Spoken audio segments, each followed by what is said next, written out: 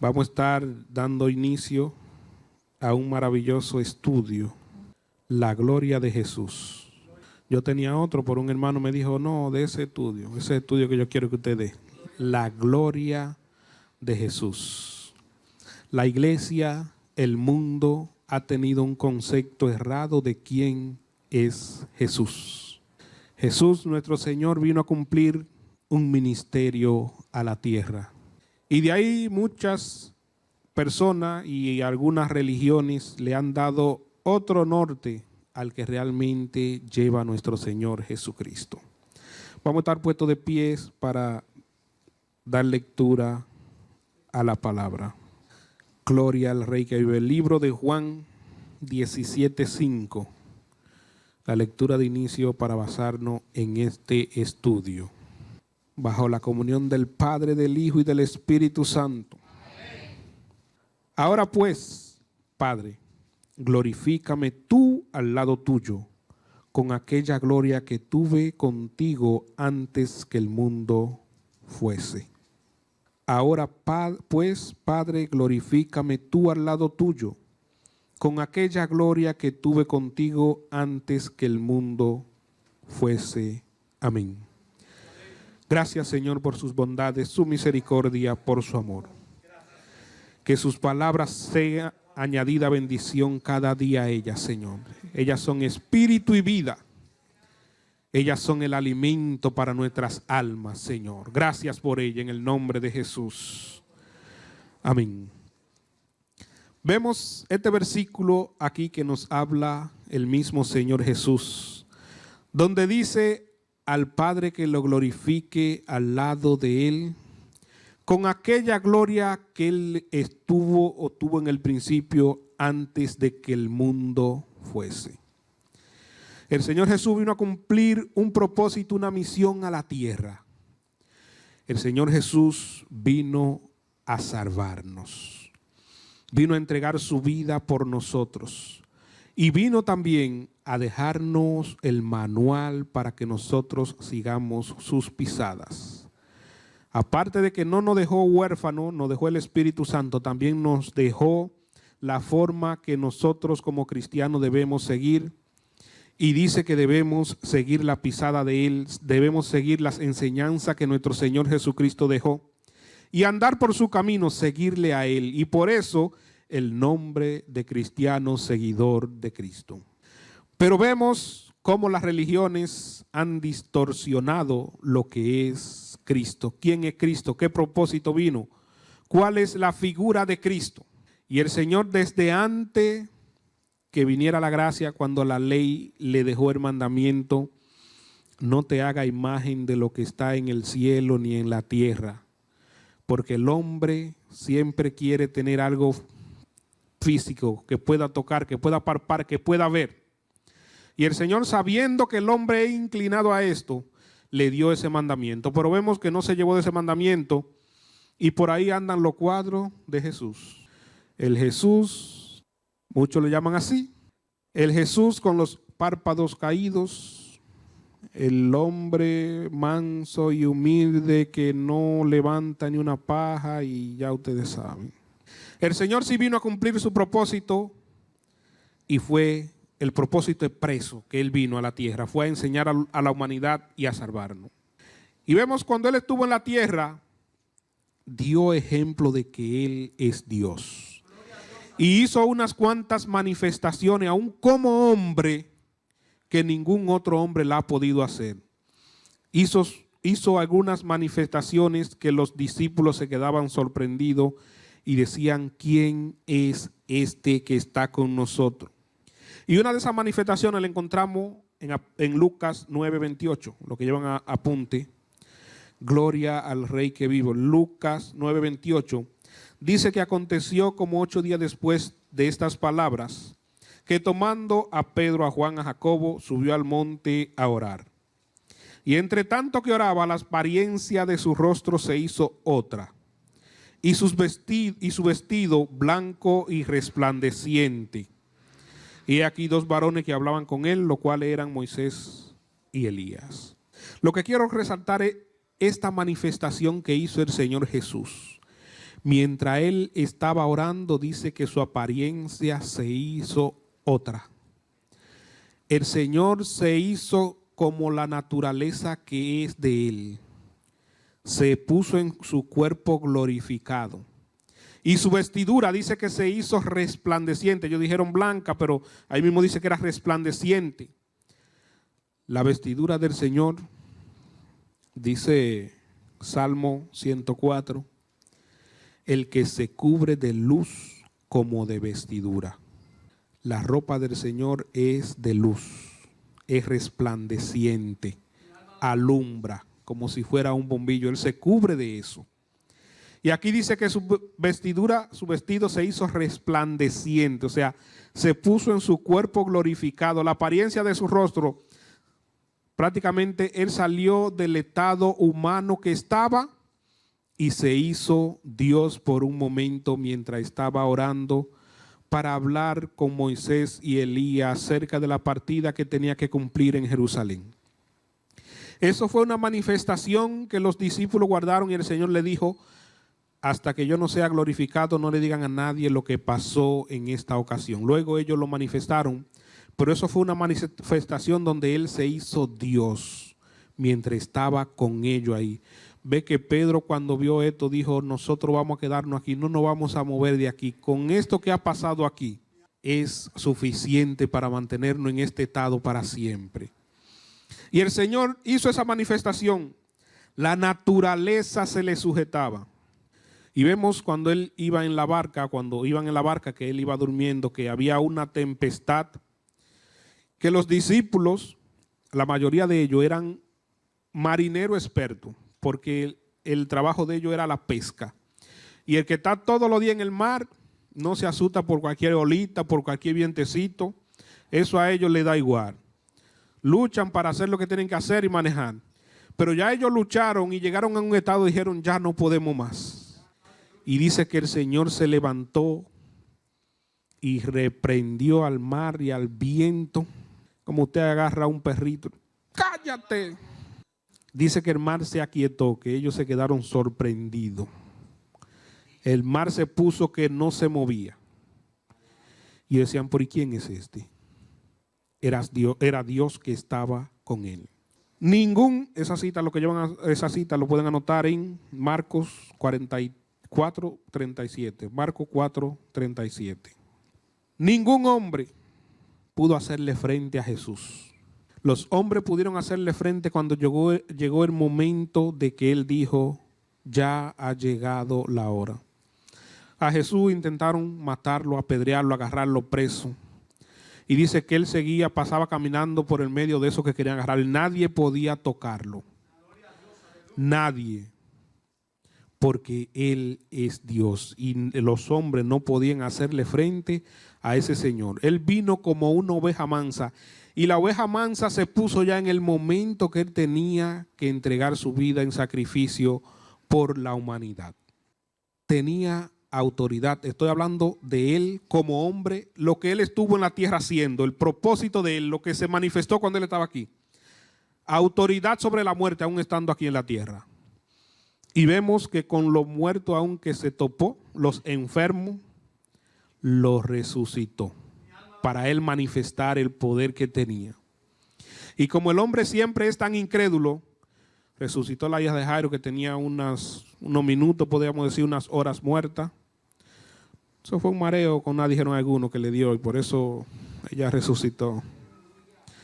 Ya el hijo de la viuda que lo llevaban, ya de un día para otro a enterrar, ya le habían pasado el tiempo reglamentario de 24 horas.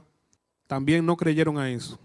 Lázaro lo dejó 4 días en la tumba para él demostrarle a los hombres que él tiene el poder. Estoy hablando él como hombre que no se asemeja nada a lo que él es en realidad. Los demonios se le sujetaban, aún estando como hombre. Dice que los demonios salían huyendo, muchos empezaban a vocear: ¿por qué me atormenta antes de tiempo? Y salían corriendo y el Señor los reprendía.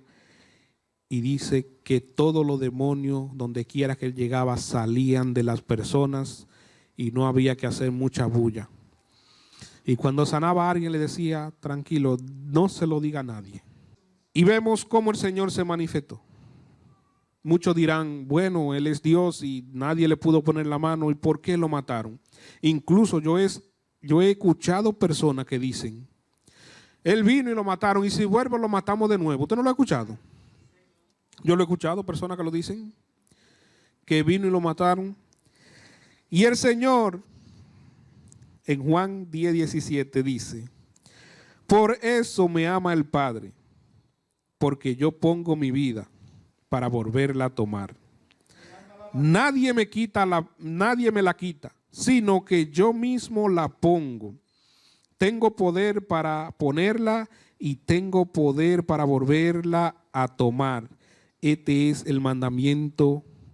Este mandamiento recibí de mi Padre. Él se lo dijo para que el hombre no se atribuyera que lo mató. Nadie me quita la vida, Jesús, nadie puede tocarlo. Ni nadie podía tocarlo. No es que me quitan la vida, es que yo la pongo. E incluso cuando él iba a ser apresado para ser llevado al juicio, dice que cuando le dijeron, él le preguntó ¿a quién busca? A Jesús. Cuando él le dijo yo soy, dice que todos retrocedieron y cayeron al piso. Pero el hombre siguió en su terquedad y tenía que cumplirse la palabra para que él muriera para derramar su sangre, para limpiarnos de todo pecado. Pero a él nadie lo puede tocar porque él es un guerrero. Y aparte de eso, él es Dios. Y leímos esa cita que él le dijo después que cumplió esa misión en la tierra. Ese gran amor y esa manifestación que él vino a hacer, derramar su sangre para limpiarnos de pecado. Le dijo al Padre, ahora pues glorifícame a tu lado o al lado tuyo, con aquella gloria que tuve contigo antes que el mundo fuese. Y ahí vamos a ver entonces cuál era la gloria que el Señor tenía antes de que el mundo fuese fundado. Y él le pidió al Padre que le devolviera eso porque ya él había cumplido. Y el Señor se lo concedió porque eso que él hizo de entregar su vida, humillarse para rescate de toda la humanidad, dice que por cuanto él se humilló hasta lo sumo, esa es una humillación que muchos de nosotros no la soportamos ni la aguantamos. A nosotros muchas veces, teniendo la culpa de algo que hacemos, nos rebelamos cuando se nos quiere reclamar algo. Y el Señor, sin tener pecado, sin tener culpa de nada, entregó su vida. Y dice que se humilló hasta lo sumo. Y por eso el Padre le dio un nombre que es sobre todo nombre, para que en su nombre se doble toda rodilla de lo que está en el cielo, en la tierra y debajo de la tierra. Ese nombre lo recibió y fue glorificado nuevamente al lado del Señor con aquella gloria que tuvo antes de que el mundo fuese. Proverbio 8:26 nos dice, no había aún hecho la tierra, ni los campos, ni el principio del polvo del mundo. Cuando formaba los cielos, allí estaba yo. Cuando trazaba el círculo sobre la faz del abismo, cuando afirmaba los cielos arriba, cuando afirmaba la fuente del abismo, cuando ponía al mar su estatuto para que las aguas no traspasasen su mandamiento, cuando establecía los fundamentos de la tierra, con él estaba yo ordenándolo todo. Y era su delicia de día en día, teniendo solaz delante de él todo el tiempo. Proverbio 8:26 al 30. Antes de que existiese aún el principio del polvo, era un puño de tierra, eso no existía, eso no había de eso. Dice que antes de eso ya él estaba con el Señor, no había aún hecho la tierra, ni los campos, ni el principio del polvo. Con él estaba ordenando todo lo que se hacía. Cuando habla en el principio que Dios creó los cielos y la tierra, y el Espíritu de Dios se movía sobre la faz de las aguas, la tierra no se veía. Cuando el Señor decide ordenar todo para que el hombre habite en la tierra y los seres vivos, la tierra estaba debajo de las aguas. Y dice, vamos a leer esa cita más adelante, lo que pasó cuando eso estaba así. ¿Quién fue que habló? Pero en Isaías 43:13 dice, aún antes que hubiera día, yo era. Antes que hubiera día, Él era. Y no hay quien de mi mano libre. Lo que hago yo, ¿quién lo estorbará? Así dice Jehová, Redentor vuestro, el Santo de Israel. Ahí está hablando alguien que pagó el precio, alguien que redime, alguien que derramó su sangre para redimir la humanidad. Está hablando ahí. Y dice que aún antes que hubieran día, Él era. Y no hay quien de su mano libre. Y lo que Él hace, ¿quién podrá ponérsele en medio y decirle qué es lo que tú vas a hacer? ¿Qué tú piensas que va a hacer? ¿Qué tú crees que está haciendo? No hay ese que se pare delante del Señor y le diga eso. Y en Salmo 104:6, hablando de la tierra, hablando del mar, hablando de la creación, con el abismo como con vestido la cubriste. Sobre los montes estaban las aguas. Ahí vamos al principio nuevamente cuando habla que el Espíritu de Jehová se movía sobre las aguas. Dice, a tu reprensión huyeron, al sonido de la voz, al sonido de tu trueno se apresuraron. El Señor le habló a las aguas, pero no fue que le dijo, muévete por favor para allá. Dice que Jesús le habló con voz tronante y las aguas salieron corriendo despavoridas, huyendo. Al sonido de tu trueno se espantaron y salieron. Y dice que subieron los montes, empezaron a verse la punta de los montes. Y después salieron los valles al lugar que Él le fundó.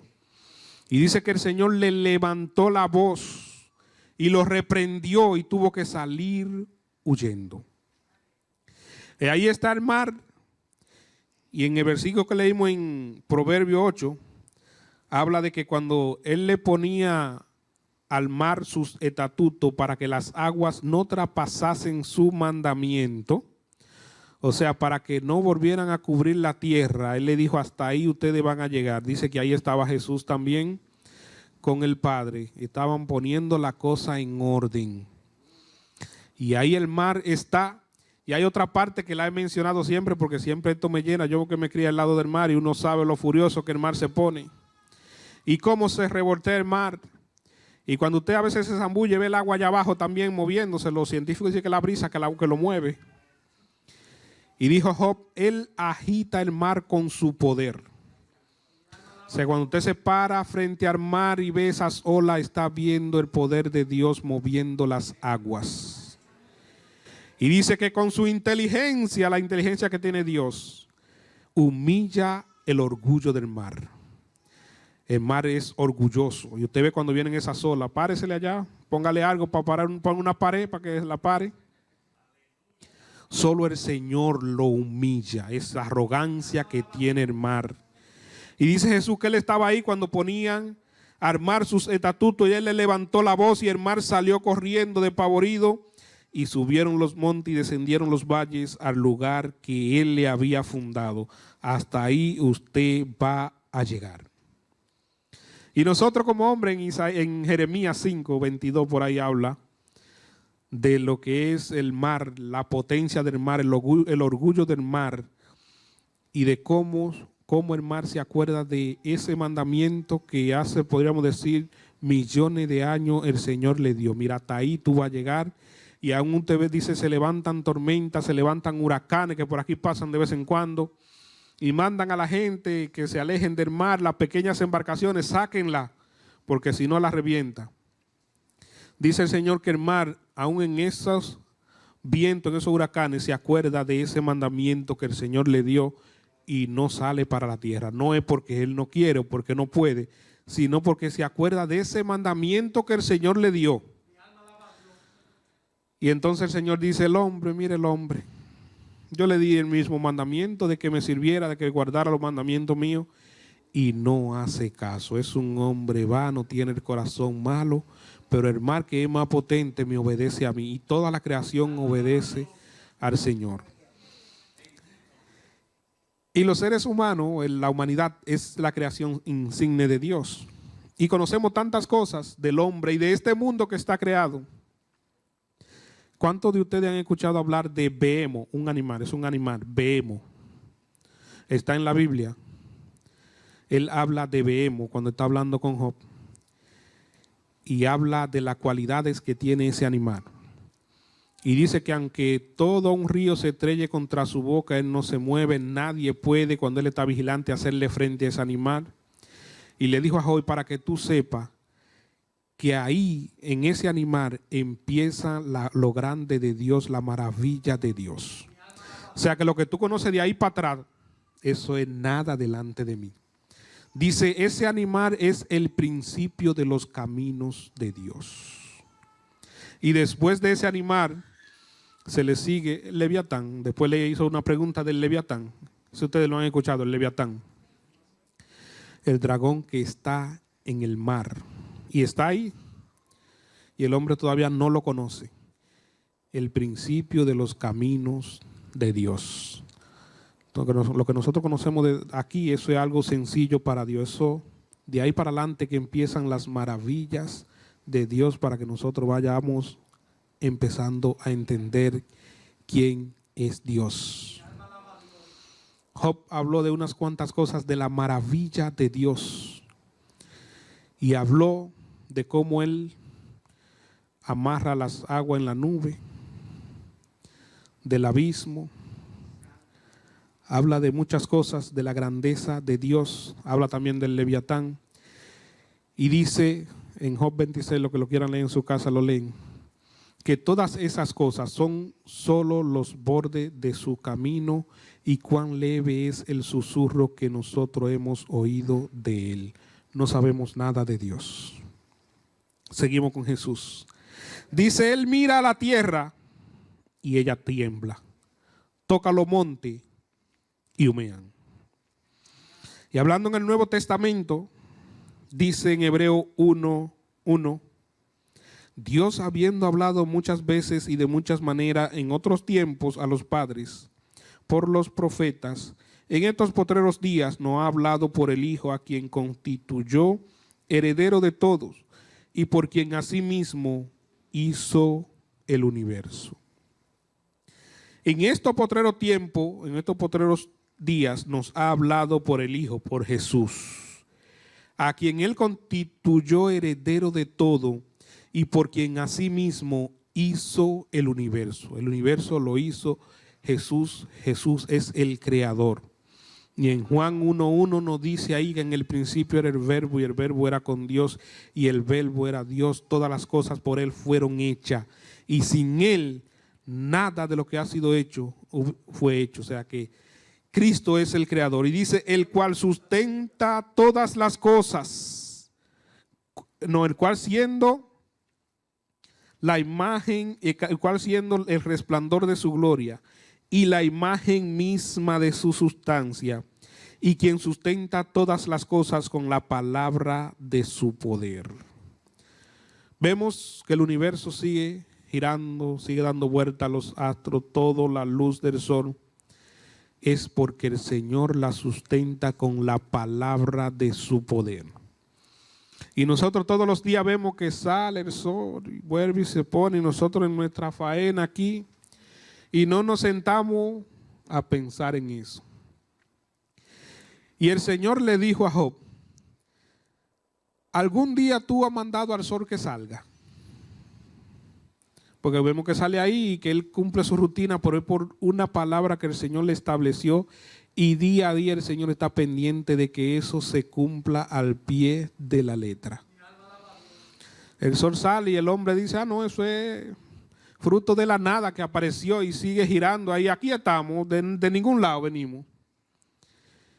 Y dice el Señor, le pregunta, ¿y tú sabes dónde empieza la luz y dónde comienza la tiniebla y dónde termina la luz?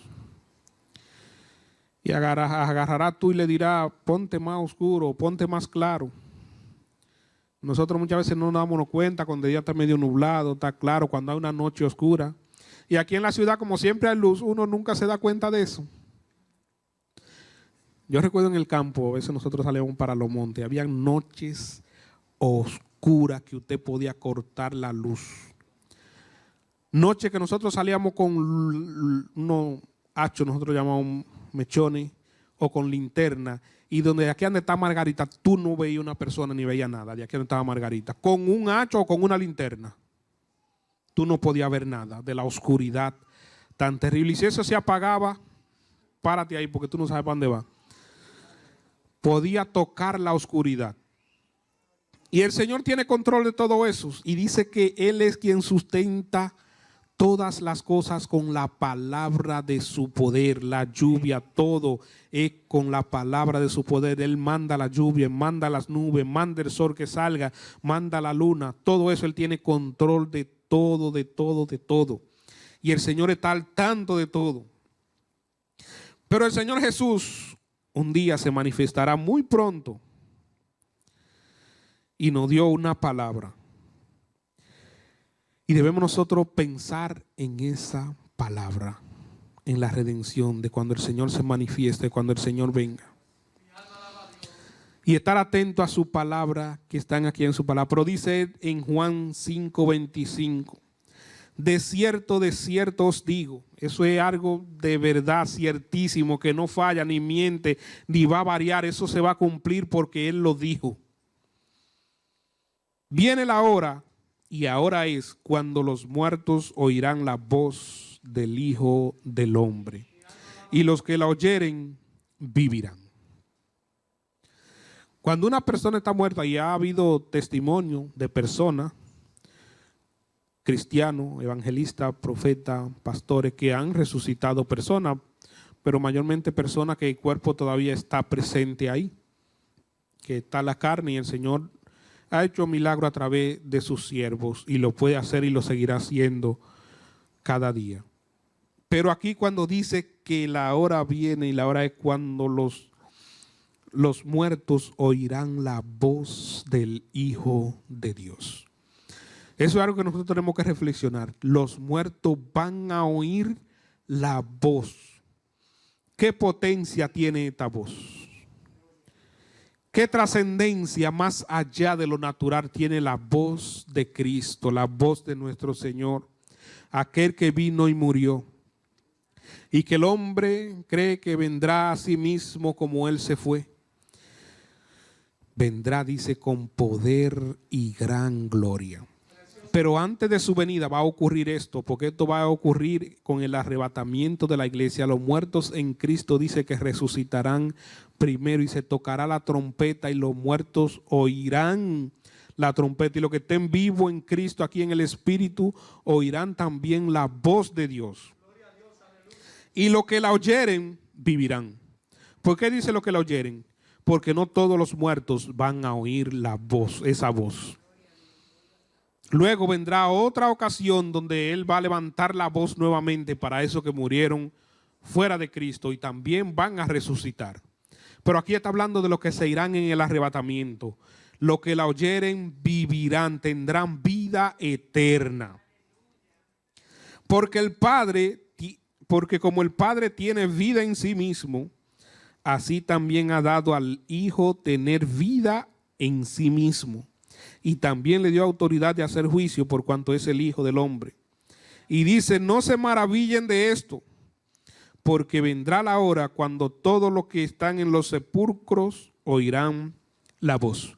Y yo sé que los discípulos que escucharon esta palabra no entendieron a totalidad lo que el Señor le estaba diciendo. Los que están en los sepulcros van a oír la voz.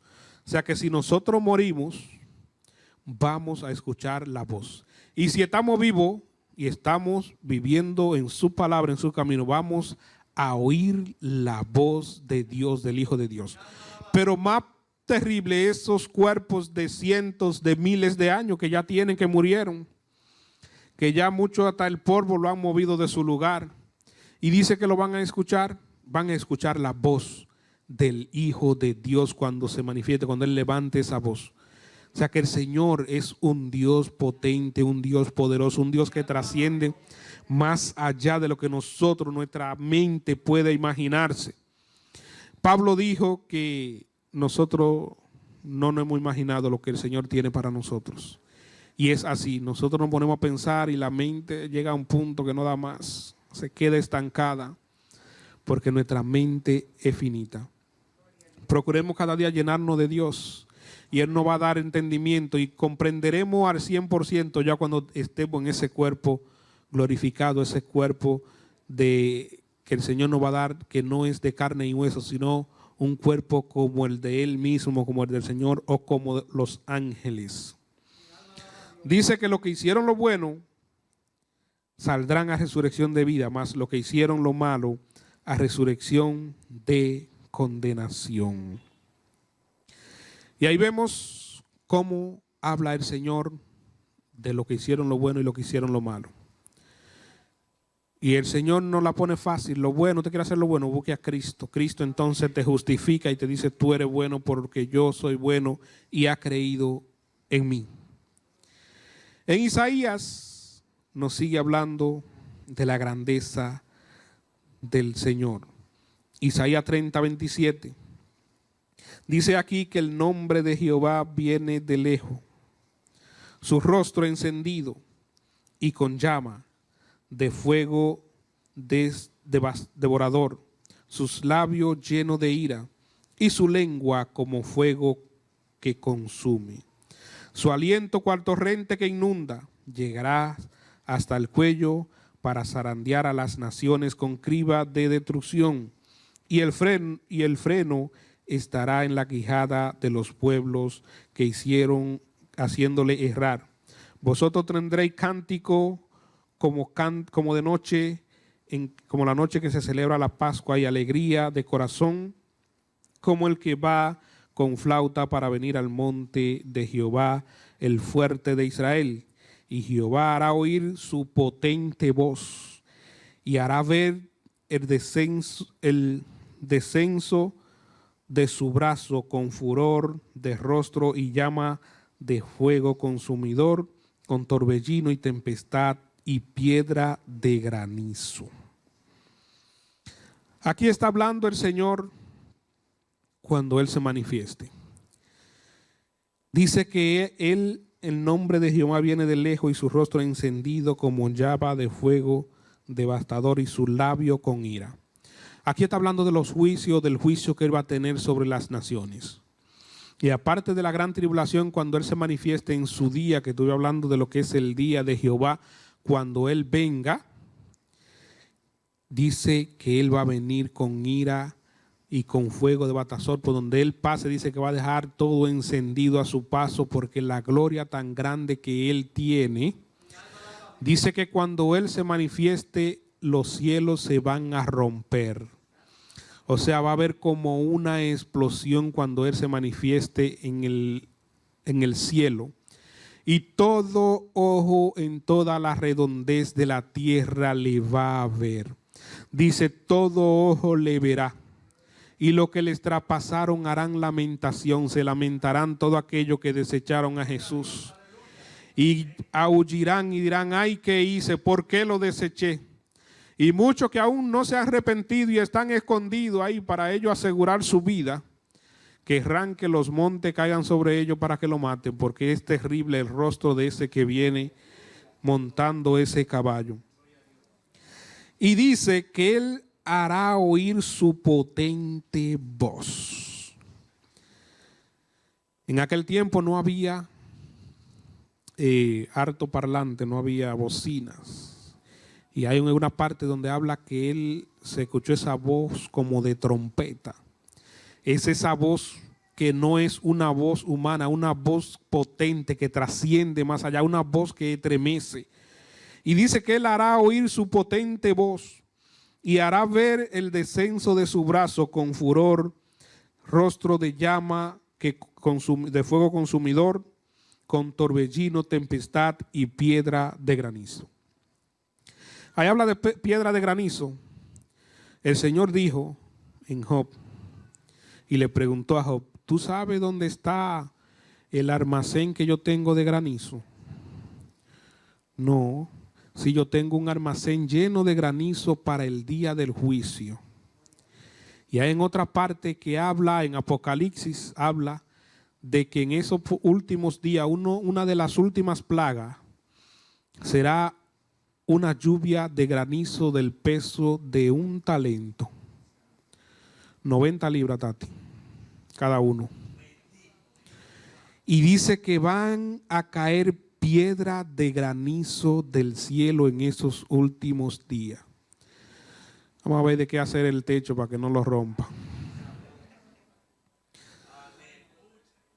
Y el Señor hará oír su potente voz. Esa voz que trasciende más allá. Que todo, el Señor levanta su voz y todo el universo la escucha. Porque para nosotros este universo es grandísimo, pero para el Señor es el ancho de la mano que tiene. Imagínese usted, cuando usted habla, la mano no escucha lo que usted habla. Y dice que Él, si Él levanta su voz, todo, y un día la va a levantar, y desde allá los que están en los sepulcros oirán la voz del Hijo de Dios. Y en Isaías le dice a la humanidad lo que dicen: nunca hemos visto a Dios, nunca hemos escuchado a Dios, que venga a sus obras, vamos a ver qué es lo que va a hacer. Él le dice: yo por los siglos he estado calladito, pero llegará un día que voy a levantar mi voz y la tierra se va a estremecer y me van a escuchar. Y cuando él le pregunta ahí en Salmo 2:1, ¿por qué la gente se amotina y los pueblos piensan cosas vanas? Todo lo que nosotros vemos en este mundo, el sistema del hombre, cómo se mueve, es vanidad, eso es vanidad. Todo es vanidad, lo dice la Biblia en varias veces, todo es vanidad. Dice: se levantaron los reyes de la tierra y príncipes consultarán unidos contra Jehová y contra su ungido. O sea, contra Jehová, contra el Padre y contra Jesús, los príncipes consultan unidos, diciendo: rompamos sus ligaduras y echemos de nosotros sus cuerdas. Y como lo he dicho en otro mensaje, el hombre, la humanidad, las naciones se han empeñado en deshacerse de Dios. Quitar todo lo que diga Dios. Vamos a deshacernos de la palabra de Dios. Quitemos de nosotros su cuerda, o sea, que no tengan nada que ver con nosotros. Nosotros vamos a ser independientes. No queremos saber nada de Dios. Y el que está en los cielos se va a reír de ello. Pobrecito. Pobrecito del hombre. Dice el Señor, o un estudio que estoy preparando de lo que es la vida. Hombre, me adelanto ahí porque el hombre quiere deshacerse de Dios. Hay dos elementos esenciales para la vida: el aire y el agua. El aire es el Padre. Cuando los serafines dicen: Jehová, santo, santo, santo, toda la tierra está llena de su gloria, se refiere al oxígeno que está en el universo, en la tierra, que ningún otro planeta lo tiene. Eso es literal. Jesús lo dijo y lo dice la palabra: Él es el agua. El cuerpo humano está compuesto en 80% de agua y oxígeno a la vez. Dicen los expertos, dicen no los expertos, ya lo sabemos todo. Si el cuerpo baja de 90% de oxígeno en la sangre, hay problema. O sea que si pierde un 90% de Dios, el cuerpo para funcionar tiene que tener una hidratación de 75% para estar bien. Cuando empieza a bajar y llega a 50, hay problema.